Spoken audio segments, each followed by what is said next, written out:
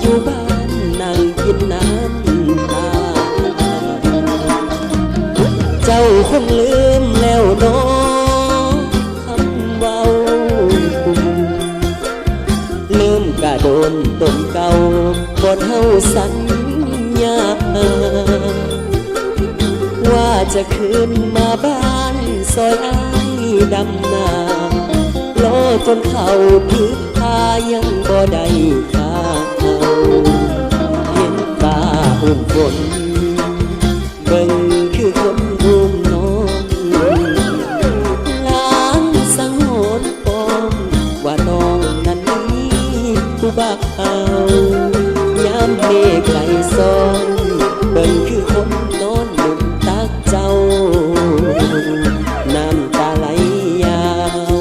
เมฆขาวเมฆไหลเวียนวนจังว่าฟ้าเอ้ยฟ้าห้องลาอายอย่าน้องเปลี่ยนใจคือฟ้าสั่งฝนเห็นฟ้ายิ่งคิ้วไอ้แห้งเป็นห่วงหน้ามนยามฟ้าอุ้มฝนเบิ่งคือคนอุ้มน้อง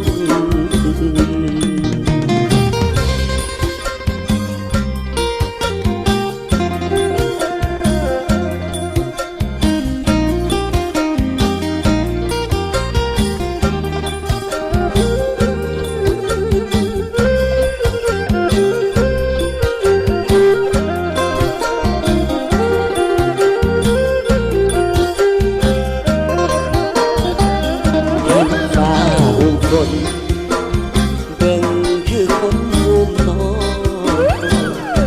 ล้างสังหรณ์ปองว่าน้องนั้นนี้ผู้บ่าวยามเมฆไหลซ้อนเบิ่งคือคนนอนหนุนตักเจ้าน้ำตาไหลยาวเมฆขาวเมฆไหลเวียนวนจังว่าฟ้าเอ้ยฟ้า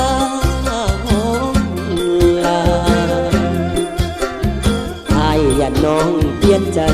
คือฟ้าสั่งฝน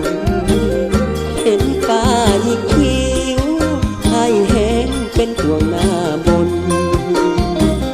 ยามฟ้าอุ้มฝน